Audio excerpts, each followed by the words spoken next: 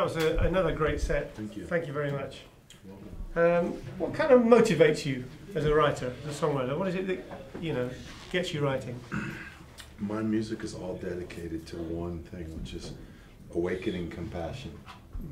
And everywhere I travel in the world, I meet people every day who inspire me. I meet people in places where you think life would be most difficult, in Baghdad or in the favelas of Brazil or in the hardest places in America. And I see light. I see people who are taking incredible risks in order to achieve connection to each other, and I get inspiration from that. And it's the same feeling that I feel when I perform. Like at a festival like this, when people have traveled from all over England, all over Europe, in fact, to come here, and are here just to be together. It's cold, it's uncomfortable, sleeping in tents, and yet people come together because they want to be together. They want to feel that energy, that spirit, that mana, that power, that is oneness. Yeah, there is something distinctive that happens when people come together as one. Is that? Yeah. I mean, that's. I don't know if God gave us a reason for life, but I know that there was this opportunity that all of us have, which is to learn to better get along with one another. And that's why I feel like we've had all these teachings passed down for generations, from generation to generation to generation. It's all to learn to help us to better get along with each other. And do you ever see evidence that your music may have awakened compassion in your audience? I see it sometimes. People come to me all the time and they tell me, thank you so much for the chance that I've had to be here. I let go of something tonight. Someone tonight told me that when they heard the song "Bomb the World," that as an adult, it's the only song that still makes them cry. And then I have other people who say, I met my girlfriend at your show, and then she became my wife, and now here's my kids. And that feels pretty good too. So with the songwriting, what's your best outcome? What are you hoping for in a song that really works? Well, the first thing is that it comes from an emotion in my heart. So I'm feeling a certain way, and I try to put it into words. And usually I put it into sound first. So I just start playing some chords on the guitar, and then I start humming melody. Because I want people to be able to sing the song. So for example, like the last song I sung, "Say Hey," goes, "Hey, I'll be gone today, but I'll be back coming around the way. Seems like everywhere I go, the more I see, the less I know. But I know one thing, that I love you, I love you, I love you, I love you." And that's what I came up with versus the end. I love you, I love you, I love you. And I was just humming it. Na, na, na, na, na, na, na. It's like a nice walk down the stairs, And then I just put the expression "I love you, I love you, I love you," because it's something we don't say enough. We don't really express it enough. And I thought, wouldn't that be great if, like, at a festival there was like 20,000 people singing that all over and again. And everywhere I go now, like, I play that song on the street for people.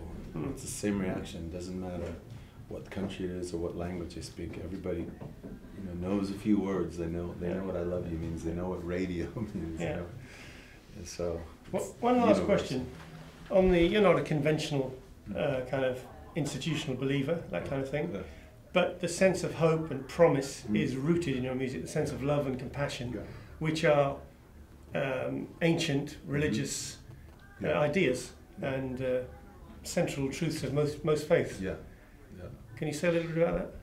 Well, I really believe that love, compassion, unity and oneness, connection of human beings to each other and to the natural world are all universal things.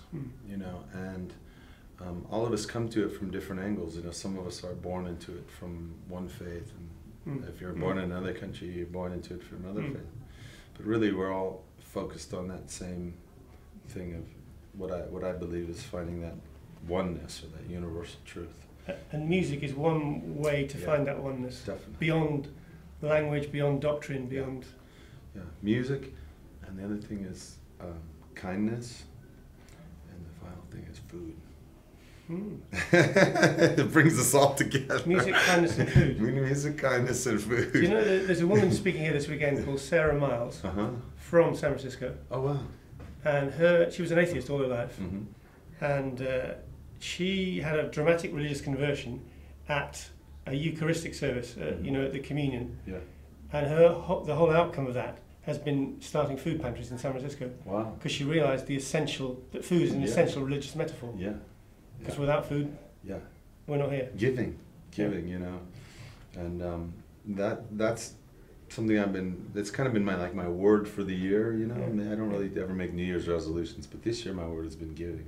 Right. It's like finding in what way can I give today, you know. And sometimes I can't give something specifically to someone, but I can help turn somebody on to somebody else who has what they need, you know. And in that way try to be a connector and kind of bringing people together, and that's really the goal of my music. That's fantastic. Well, you inspire all us. And thanks a lot for having you know, one time I'd like to get you back and not just do the music, but do a talk in our talks program, you know, and commentary on the film, all sorts. We're showing the film this weekend. Oh, great. Yeah. So, I'd love to do that. Yeah.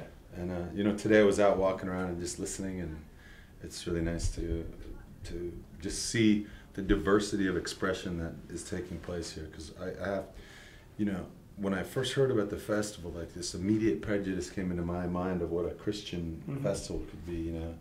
And today, as I was sitting on the bus, I realized, you know, this is a real opportunity for me to be here today, and like I said, to learn to speak to this audience, but also listen to this audience. And that helps me in turn listen when I go play at a Muslim festival, which we've done, or when I go play in Israel, which I've done, you know, and so I'm grateful for this opportunity. So thanks a lot. Thank you for coming. Yeah. Cheers. Thank you. Cheers.